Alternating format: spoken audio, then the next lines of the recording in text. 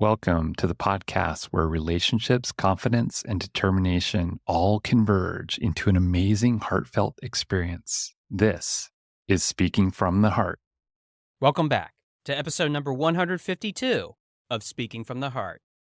Today's guest is Mike Van Pelt, and Mike is an entrepreneur, author, speaker, and men's life coach leader.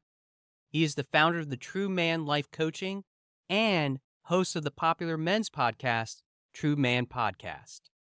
Mike's experience and passion for coaching, guiding, and mentoring men has come from his involvement in leading Christian men's groups, along with his own journey to take his life back and achieve success. In addition, Mike has served in leadership roles for most of his career, bringing over 2 decades of engagement and expertise in account management, consulting, and leadership development. Mike has authored numerous articles and is a 3-time international best-selling author.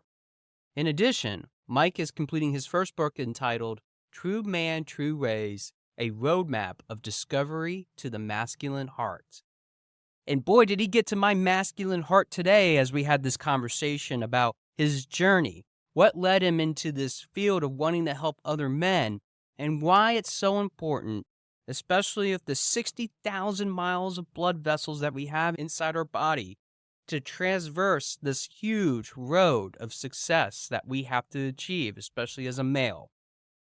Now, I got to say, Mike and I dive into some very strong conversation about a variety of different topics that, to me, have been avoiding for so long and have been not even addressing, especially when it comes to males.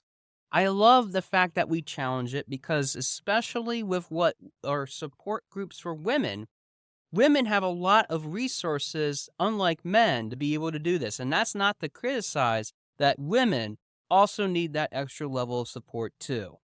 But what I think you're going to find about Mike's story is that coaching was ultimately the reason why he became one himself.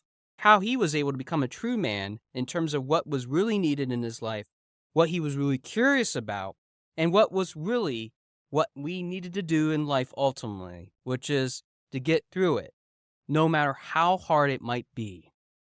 I think you're going to find a lot of inspiration, but for me, this conversation was really heartfelt and why we need to change the dialogue, especially in the world that we live in today. But with that, let's go to the episode. All right, we're here with Mike Van Pelt. Mike, thanks for sharing your heart with us today.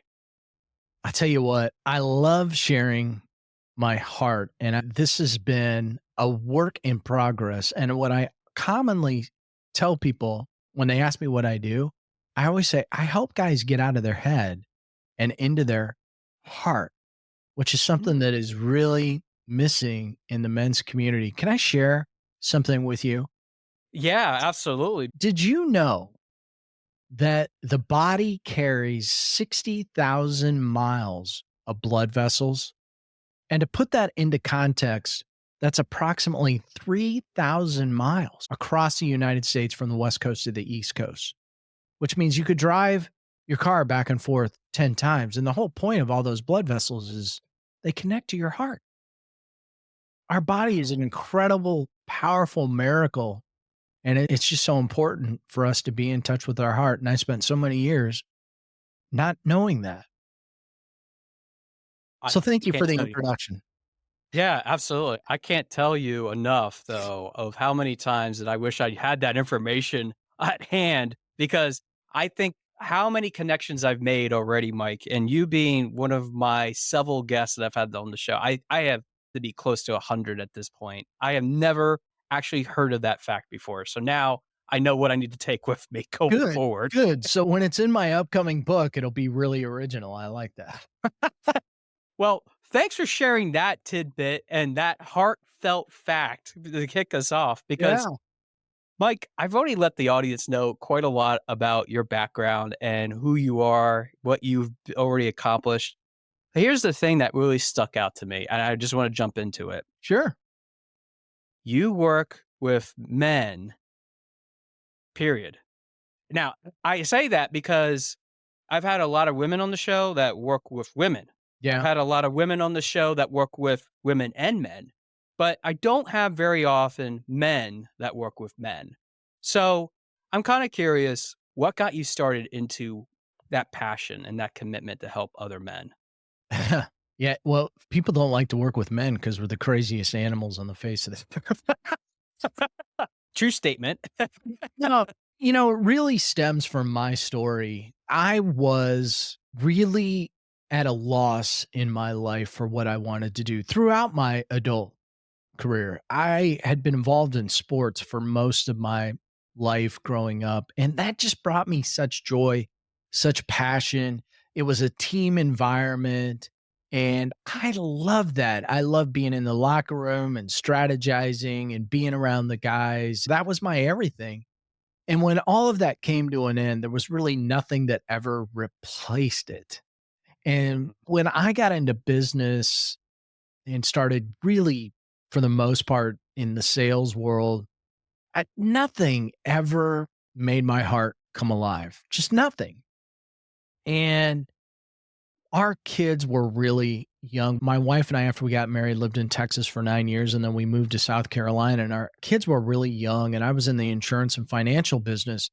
And when you're in the insurance and financial arena, you build a clientele. So to pick up and move across the country is a big deal. And I was really hoping I would find a sage old guy at an insurance agency that wanted to teach a young guy. And I wasn't finding that. And what happened was, rather than building a niche, I went big. I went big and I got lost. And I really hated what I was doing. And I remember sitting with my wife one night and she said, "Mike, our kids are young. Stay at home with them. We're good." My wife is a senior executive. She's like, "We're good. Stay at home and figure out what you want to do with your life." And I remember having these conversations with our kids, even though they were young. We didn't use daycare. We always talked about going to school and how important it was and the importance of being educated and getting an education.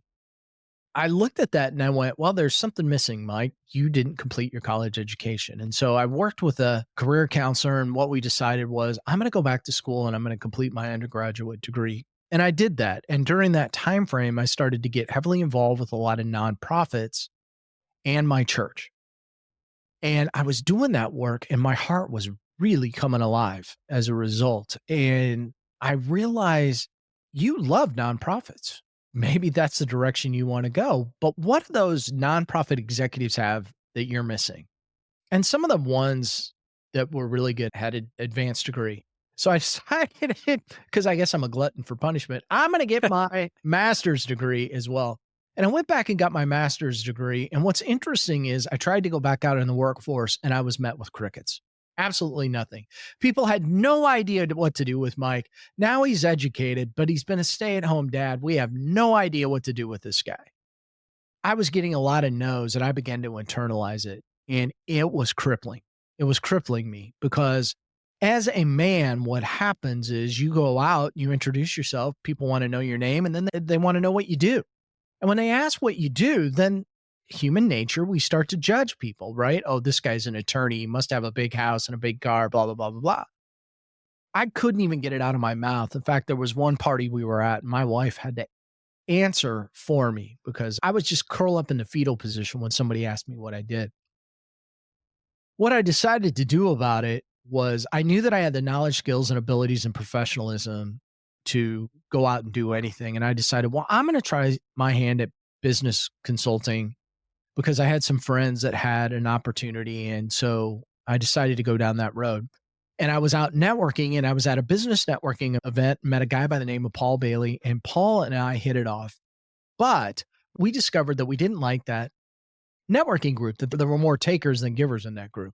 And so we thought, well, let's start our own networking group. And what happened was we never got it off the ground. Utter failure. Turned into a men's small group almost immediately because we had that in common. And what happened in that group was I've been a Christian all my life, but I had no intimacy with Christ. None. It just didn't exist. I didn't know it was available. And so we started doing the men's small group, and I went to a men's retreat, and it was on that weekend at the men's retreat on a Saturday morning. And the executive director said, we're going to play 3 songs this morning. And I want you to think of these songs as Christ singing them to you. And they played a song by Josh Groban called You Are Loved. And I literally almost fell to the floor. It was in that moment that I heard God say to me, I want an intimate relationship with you, and you are my beloved son. And my life changed. I immediately started looking around and I'm like, there's 300 guys in this room. I know what we're doing in our men's small group. I've been to other small groups. There's a need for another man to walk alongside another man.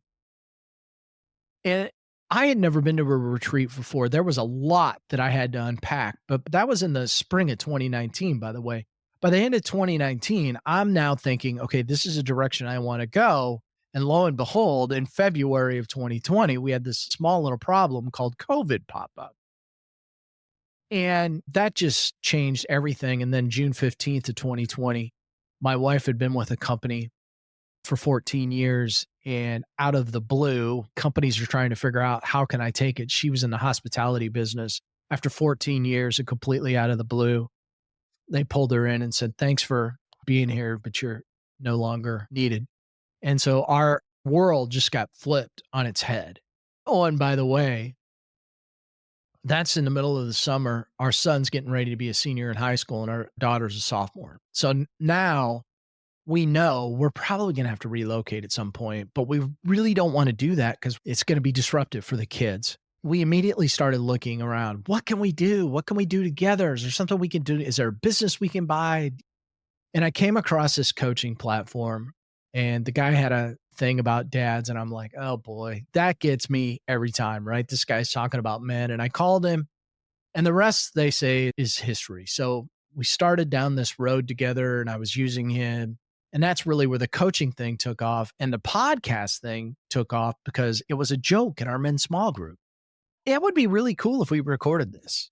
I didn't even know a lot about podcasting. And so we began the podcast. And that is how my coaching journey with men started, because men walked alongside me in a moment where I needed to win my heart back.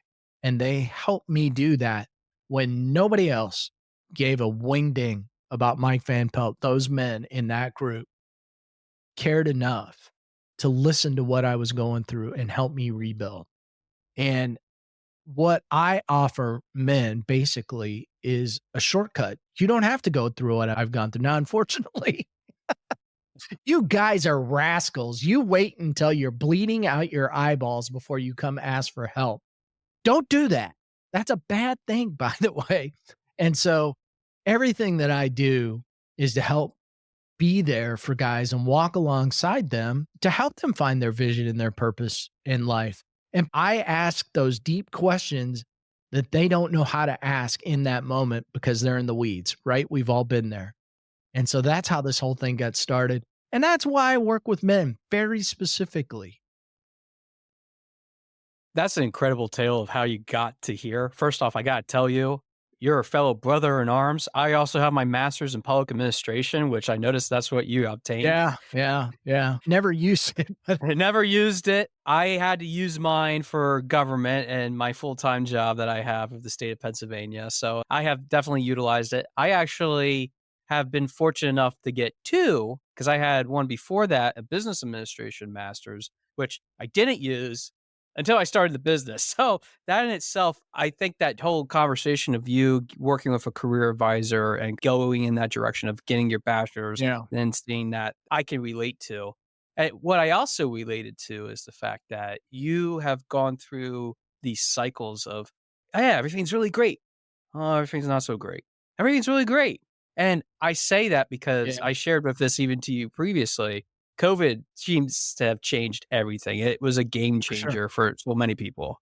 And for you to be able to say, this is what I can find as a niche by working with other people, that in itself means so much. And one last thing I have to say with what you shared is that you had the podcast before the coaching. Is that correct? They kind of happened simultaneously. So the rest of the story is that when we were going through what we were going through as a family, when my wife lost her job, we were in a smaller area. My wife had always been in corporate America. And so there was really a limited amount of opportunity there. And what we realized was that if she was going to take another position, it was ultimately going to cause us to relocate.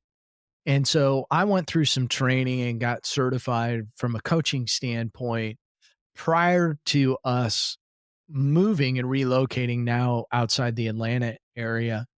And that was a deal that I struck with the guy that I originally did my coaching services through because I told him, I'm like, we don't know where we're going to end up. And the last thing I want to do is be trying to figure out how to run a business and be moving at the same time. Because what ultimately was going to happen was that I knew I was going to have to take a lot more on when we move because my wife was going to be working and somebody had to pick up the slack. Somebody had to be there for the cable guy, the gas guy, the contractor, whatever the case may be. I had no problem doing that, but I knew that we couldn't run all simultaneously. And what's interesting is the podcast, as I mentioned, was a joke in our men's small group. But the guy that I went into coaching with, he jokingly said to me one day, Mike, have you ever thought about doing a podcast after I sent him a couple blogs? And I said, nah, yeah, we talk about it all the time, but I don't know if I could do it.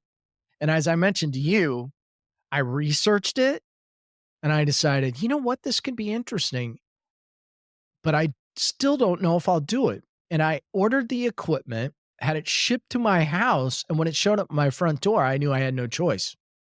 I had to figure it out. And that's exactly what we did. So to some degree, the podcast really did start before I jumped into the coaching, but not formally. Yeah.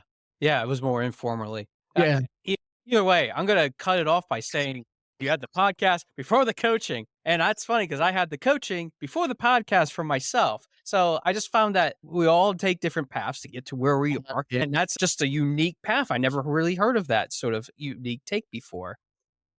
I gotta ask this, and this is probably more of a deep question, and it's something that you said about your faith journey and finding Jesus Christ. And I've always said to people on this show, Mike, and I said this to you even before we started, and my listeners know this too. I think that we all come from different paths in terms of how we got to where we are. And that's what I really care more about. It's not about judging people or antagonizing, condemning them. I don't believe in that in my Yeah. show and doing this because I've had clients that come from all walks of life too, and I want to help Yeah. them get to where they need to be. That moment where those universal items, I would say, aligned for you, where a lot of things were going down, but yet a lot of things Yeah. were you're finding it. Was there a sense of peace with you finding Jesus? Or maybe to put it another way, was it comforting to know that there was a path now to move forward to figuring out what your calling was in life? You know, it's so interesting because growing up, church wasn't an option. Yeah. Church was something we were going to do. We were doing it every Sunday. I grew up in a Lutheran church in the Midwest. We were going to midweek class in the middle of the week. And it was just something that we did. My relationship, I think, with Christ was very hierarchical. In other words, if you go to your typical church, the minister stands in the pulpit, so he stands above you, you're in the pews. And so there was kind of like, okay, God's up here, I'm down here. According to what I've read and heard, all I need to do is just pray for forgiveness and I'm good. We're good? Yeah, we're good. Okay. And I didn't view it as, God really wants to be a part of my life. And what happened in that moment was my heart was broken in that moment. I was feeling the pain of not feeling like the man I wanted to be and not really knowing how I could get there. I was trying all kinds of things. I'm an 80s kid, right? I grew up in the 80s, and back in the 80s, they told you if you go to college and get your college degree, you get the house with the white picket fence and the dog and two kids and a wife, and everything's hunky dory, right? Not so much. And so I was not prepared to go to school when I went to school. And I really could have cared less about school, to be perfectly honest. I was more concerned about what was going on in the football field or the basketball and the bottom of a beer can for quite a while. So school was not a priority to me. But when you have something happen and it's unmistakable that Jesus is basically saying to you, son, just love me. like I love you. And he's talking to you and you hear that voice. It's really one of the more transformational things that has ever happened to me. So, true man, that was our men's small group that was taken out of scripture. Jesus Christ walk on earth as a true man. That's what we pulled it from. And so, in our minds, the best role model that had ever walked the face of the earth was Jesus Christ. Now, we're never going to get to Jesus's level. That's not the point. The Mhm. point is, he gave us the playbook. The Bible, it's all in the Bible. He gave us the playbook and, Yes. and said, here you go. Here's how you do this. And so in our minds, that was how to get it done. And I set out every day to be the best true man that I can be. Now, I have a lot of people, maybe this is going through your mind right now. A lot of people ask me, they're like, well, Mike, how do you define true man? Actually, I was going to ask that as it Yeah, relates to your clients, but go for it. Yeah. I mean, what is a true man? And here's what I've learned about that. And I had to evolve from this. And this is the beauty of what God's given me. God has entrusted me with the true man brand. It's not mine.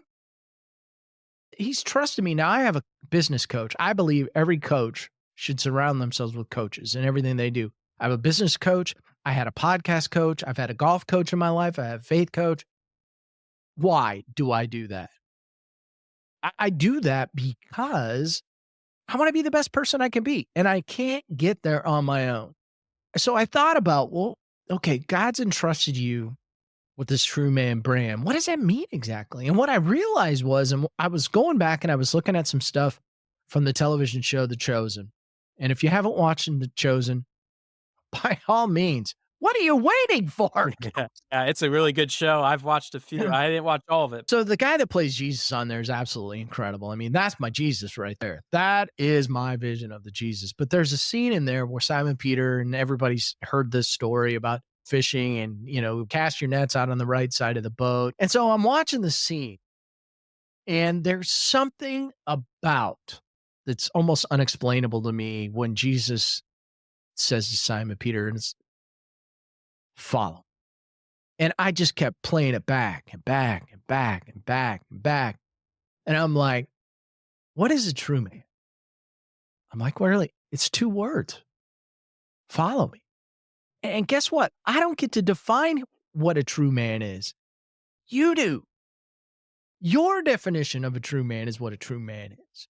And I tell everybody that. And really what that comes from is it's a byproduct of the coaching model that I have, which is basically, I can't fix you. I don't want to fix you. I don't even understand what the word fix is. I will guide you because I believe, just like I did, you have the answers inside of you. I'm just going to ask very powerful questions and be the guide that helps you get them out. And if we help you get that out, you will be able to define what a true man is for you. And so that's how I define true man, if that is even a definition. I've explored that subject a few times with some of my other guests too. And every time that I feel like I have an answer for it from what another guest says, another guest comes along like you and says, well, wait. Let's see a little bit about what's behind the curtain and get beyond what you might see on the surface. And it's so true. And I can say this with some credence because of being a man myself, but Yeah. I feel that I have hidden behind the veil, Mike, for so many years. And I'm younger. Obviously, you can tell my beard hasn't grayed out yet myself. But one of the things that, I'm looking at you. Gray beard. Okay. All right. Yeah, I had to call it out. I'm sorry. But you have a nice photo that isn't showing any of that. So you got This that is going. relatively new. I haven't, we're just. This is relatively new, as in the last 4 years, I decided to do like my dad did, which is grow out the beard too. So I completely can understand that. But anyways, getting back to the subject, I find that when we as males are trying to figure out how we best communicate that, we don't also want to show that sign of weakness. I lived in that weakness for Yeah. so long. And I almost felt like earlier when you're telling your story, you're talking about your weakness, but you're proud of your weakness, which is something a little bit strange to me because people aren't proud of that stuff. But you're like, yeah, I walked through that and here I am. I don't know. I mean, I could be wrong, but At the time, I didn't embrace it. yeah. So what I've learned to be is curious. Curious about the world, curious about the word of God, curious about myself, just curious. When you're in a state of curiosity, you're in a powerful state. You're in a powerful state. And I wasn't curious when I was going through some of the things that I was going through. Not to the extent that I am now. I mean, I was curious, but just not curious, if that makes any sense. I was hurt. There's a number of different words we could probably throw at it: wounded, traumatized, you're in pain. And it doesn't necessarily matter what it is. We could sit here and go, well, on the spectrum of things, this is really bad and this is not so bad. It doesn't matter. If you're hurt, you're hurt. That's all there is to it. And so I was hurting and I didn't want anybody to know that I was hurting. On the outside, I looked like I had everything together. On the inside, man, I was reeling.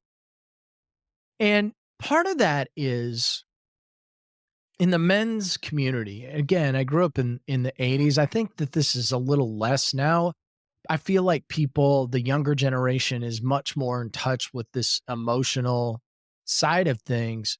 I didn't grow up like that. I had a very loving dad. I had a very supporting dad. I didn't have a touchy-feely, huggy dad. No, my dad was in the Vietnam War. And his father's, I mean, you're talking about generations of guys that grew up watching people get their heads blown off and saw things that I've never seen, nor do I want to see. And a lot of these guys weren't touchy-feely. They were like, get up off your butt and rub it out. And don't say ouch, right? That was a masculine way that a lot of us were brought up. Neither right nor wrong. That's just the way it is. And so, this like rub it out mentality, this tough it out mentality, it works until it doesn't work. Because when you try to tough something out, that means you're hiding something. And when you're hiding something, you're not expressing something. And so when I reflect on where I was to where I am now, I'm comfortable with me. I was one of these guys, I was wearing a mask. I remember going to sales meetings and there was this mentality in the sales marketplace, and maybe that still exists today. I don't know. It's kind of a stupid saying, really. Fake it till you make it. Well, I mean, that says a lot of things, and they're all not good. In the men's community, and John Eldredge really brought up a lot of these great topics of wearing a mask and posing and all these things. That is not good. That means you're not authentic. And people don't buy authentic. They don't like authentic. They want to be around real people. But you got to discover that for you. And really what I was going through for a period of my life was I didn't know who I was. And I got to say, why do we have such a high divorce rate in this country? Because people aren't in love with themselves. And you can't have a relationship with somebody else if you don't like yourself first. Actually, what's crazy is if you look at the divorce statistics, second marriages fell faster than first ones and third ones. Why? Because you're just going to find somebody else and everything's going to change? No. Maybe you need to take a look in the mirror. You got to do the work on you first. And men don't like to hear that because we're not supposed to be at fault, right? We're supposed to lead well, head up, chin up, shoulders back. Try that. Let me know how that's working out for you. And, why do we have what we have now in the world? It's because we don't have strong men. And I can tell you, if you look at the statistics, and you can go look at Barna. Barna is a great Christian organization that has all kinds of statistics. Churches are failing. Churches are closing their doors. Why are they doing that? Because men are weak. Men are weak. And the church is not doing anything about it. When we have weak men, we have weak families. When we have weak families, we have weak churches. When we have weak churches, we have weak communities. When we have weak communities, you got the United States, and look at this place right now. It's crazy. because we got weak men. It's the poison that really starts at a small, non-noticeable level, which might have happened a long time ago.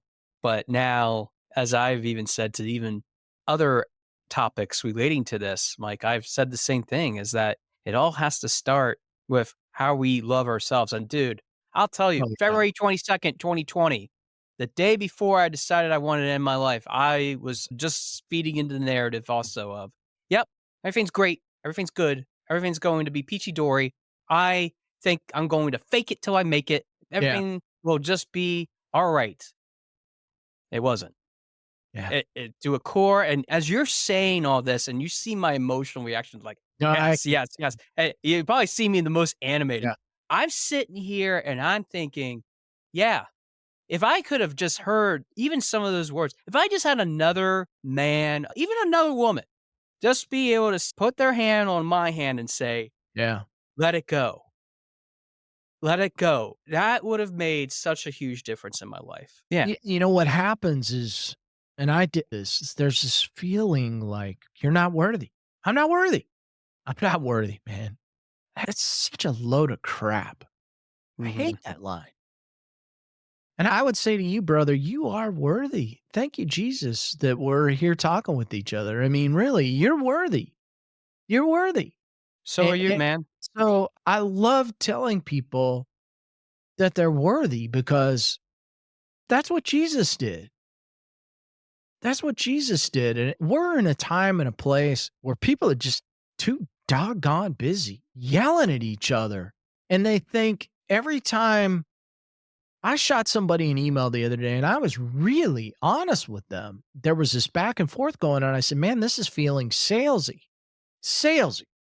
I don't feel the relationship here. It feels salesy. You know what the Yeah. guy did to me? He sent me an email back and said, you're off all our email lists. In fact, we're putting you on the a-hole list. Wait, he said that in an email to you? In an email, in an email, in an email. And I thought, how small of a life are you living in that you have to do that? By the way, I use his company for business. And I said to him, I think I'm going to have to rethink that, which he took as a threat. Now, that's living in a small world. And I say that because, well, you're out busy giving people the finger on the interstate because somebody cut you off, and it could have been a complete accident. And you don't know what kind of day they're having, by the way. Well, people are out dropping F bombs. I always laugh. I said, Dad, do you remember when people used to talk behind your back? And nobody does that anymore. They just tell you to your face. Man, it saddens me. I remember multiple things. One, I love this country. Love this country. And I'll tell you a couple of reasons why. One, this country was founded on godly principles.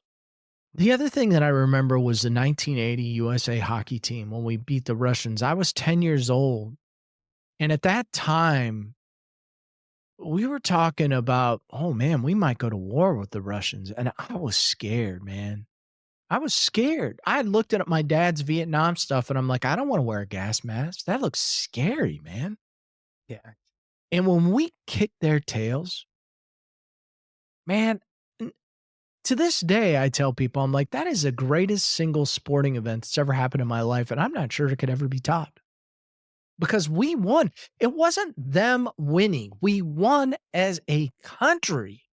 They put us on their back and made everybody feel great.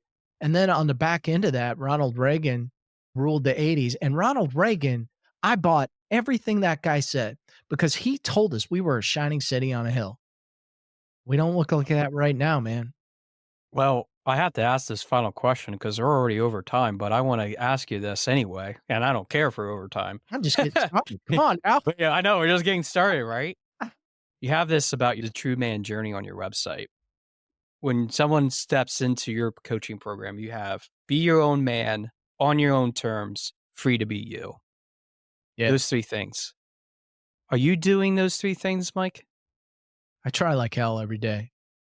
It's so important to me to be authentic and vulnerable and real. And I would like to think that this time we've had together shows that. Do I get it right all the time?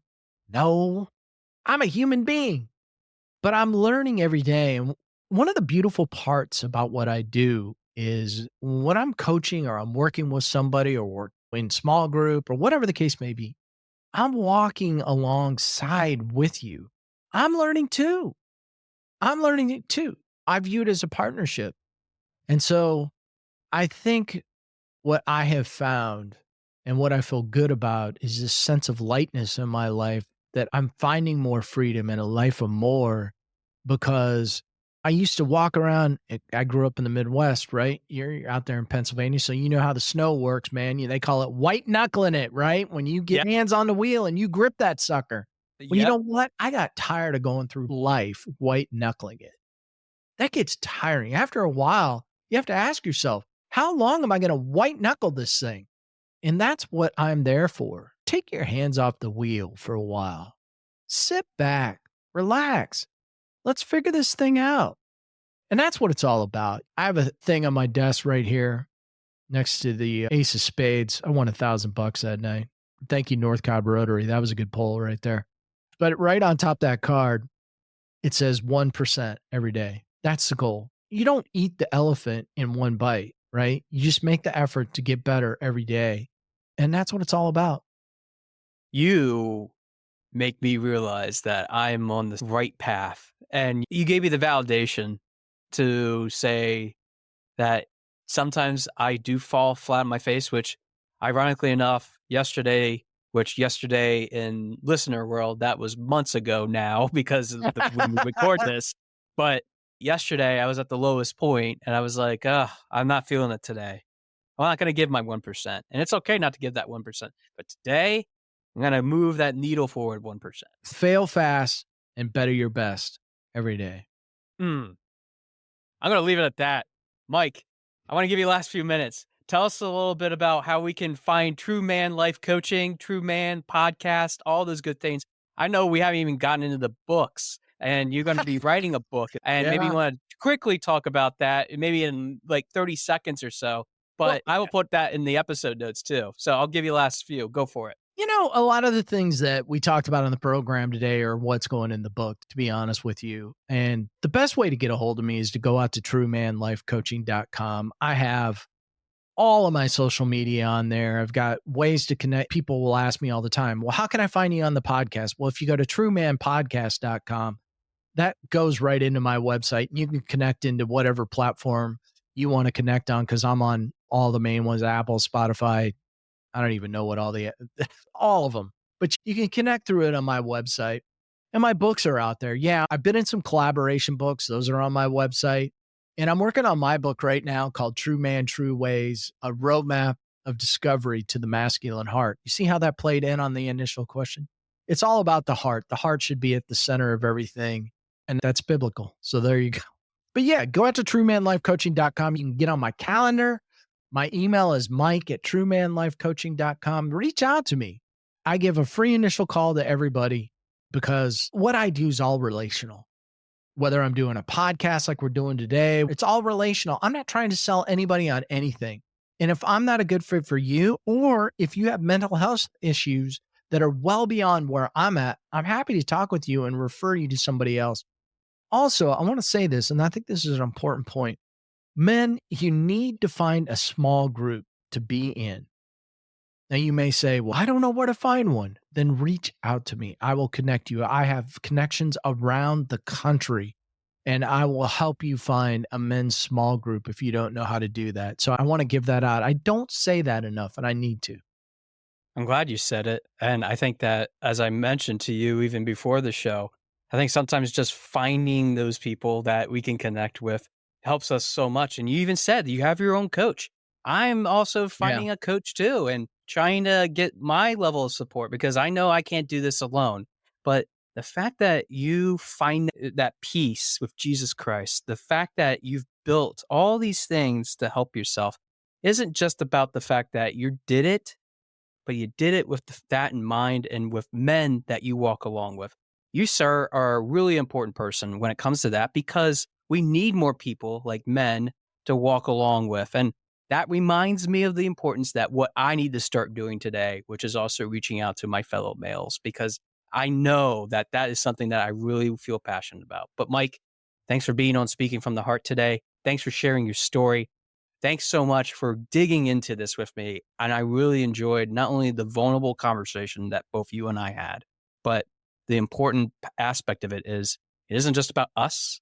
It's about all those that need to hear this today. So thank you for that. 100%. Thanks for having me on, man. I received those words. Thank you. Again, I want to thank Mike so much for being part of the show, sharing what has been involved with his story, digging really deep with me, especially with this conversation about men's mental health, especially, and being able to create that school for us to learn why it's so important to keep on having the conversation, engaging with that conversation through all the different mediums that he has available. I highly encourage you to reach out to him, check out his YouTube that he has as well, and even check out his website, because I think you're going to find that what we're involved in with all these different opportunities for men comes from the heart. And that's why I have this show. That's why I love having people like Mike on. It really digs deep into the importance of how we connect with each other. But we have to learn that it doesn't mean that we just take one piece of advice, walk away with it, thinking that we got everything that we ever wanted to get out of it and leaving it be for what it was. The heart for us has to come alive from the things that really embody our freedom, our expression of doing that, our ability to speak out loud, knowing that we're going to be able to help people in a variety of ways. Now, for me, I know that we have so many people on this show that have shared that perspective. They have dug deep with us. And normally we're hearing from coaches, we're hearing from people that have found that calling, surrounding themselves, helping to push that forward, my story included. But the thing is that with doing this, having that connection, having that creativity, to be able to learn from these kinds of stories, we can easily see parallels, connections with what other people are going through, regardless of any industry. I think what happens when you're crippled by what you have gone through means that you have to learn to dig deep. And sometimes digging deep isn't the same for everybody. And I've continuously have said on this show about the importance of respecting all different viewpoints. It doesn't matter if you're religious. It doesn't matter if you believe in something else. You could believe in pigs and worship the almighty pig god for all I care. But being able to learn how to love is something that we have to find within our own personality. We all have different love languages. As the author Gary Chapman with his 5 Love Languages book series even talk about. It's about how we can connect with others, whether it's within ourselves or with others. But walking alongside of people, being able to learn how to create that engagement, that context, especially when it comes to men in Mike's case, is what makes this really a fascinating story for me.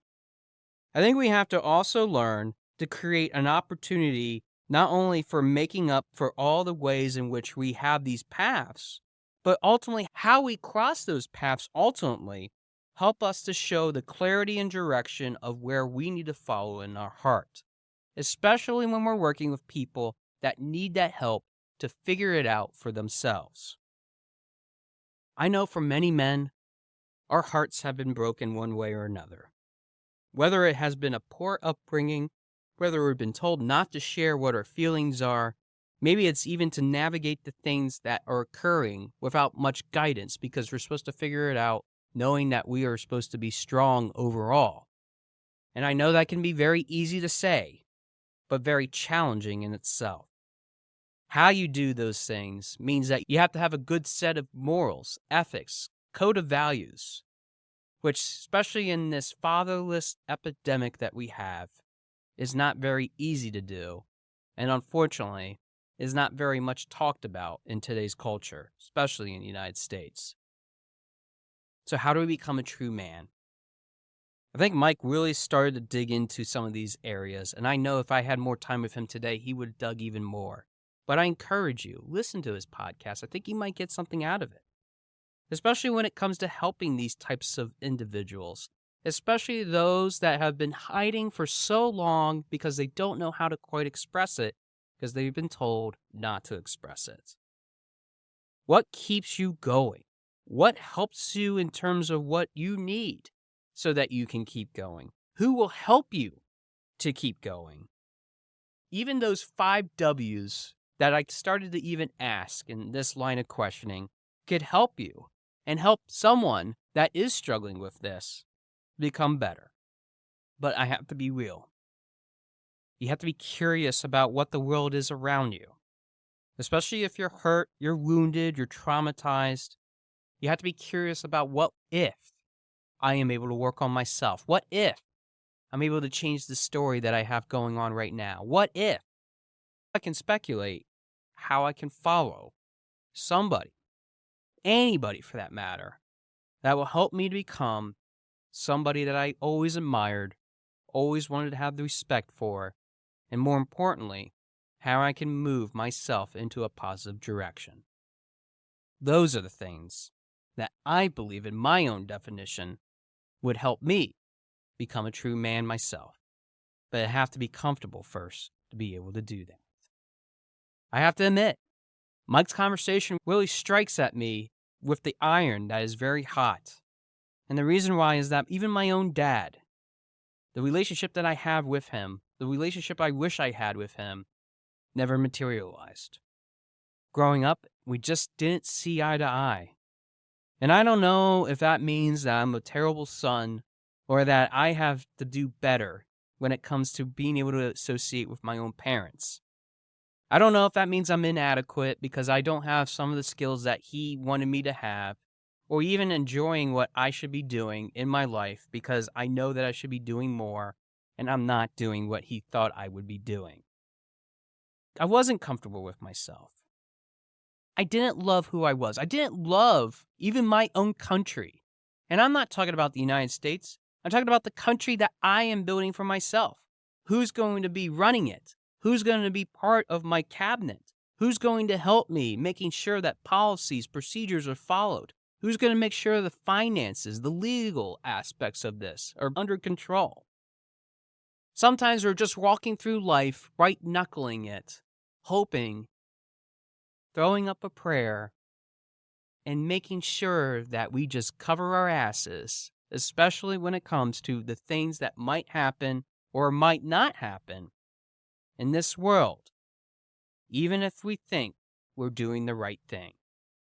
I don't know about you, and I don't know about what your journey is, and that's why I've even said from the very beginning of this podcast that it's about exploring what is on your heart. And even in episode 100, going all the way back to earlier this year when I celebrated that milestone with you, it was about understanding how we can answer that question even more effectively.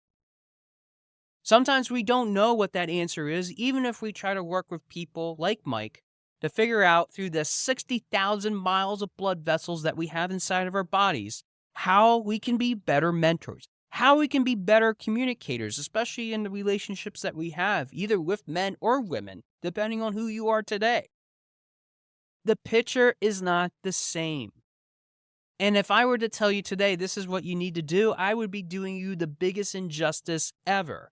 And people that tell you that you should be doing something a certain way do not understand or have your best interests in mind. You have to take it with a grain of salt. You have to also respect your body, which is a temple in itself. When you start to violate your own temple, that is what makes this so hard. And for me and my dad, getting back to the subject that I was starting to go down on, I realize why. Oh, why? It's so hard for me to associate with him. So today, this message is for my dad. I love you, Dad. And I'm sorry that I hurt you. And I'm sorry that we've never been able to really see eye to eye. And I hope that one day, even when you're still here, you can forgive me. But at the same time, I hope that you understand why I made the choices I did, and you can respect me as well.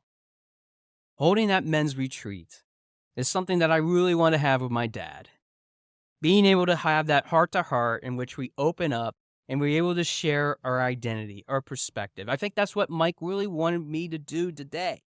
I think that's what he wants us all to do today, regardless of the kinds of relationships that we're in. Because if we're broken in our hearts, of course we're going to be shut down. Of course we're not going to see the different perspectives that we have available. Of course we're not going to make any changes. Of course we're not going to follow what we should be following. Because regardless of any kind of advice, self-help books, podcasts, anything that you might even engage in with conversation with others, you have to realize that your heart, your mind, your body, your soul all have to open up to speculate on the question of what if.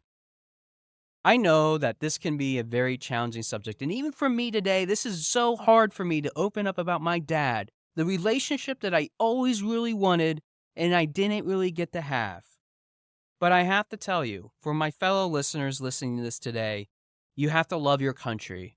And I'm talking about you, not the United States, not where you live across the world. I'm talking about how you can love your own country, how you can create those resources for yourself, how you can be comfortable with you, but also letting go of the pain that your heart has and stop letting it be broken down the road. You are respected.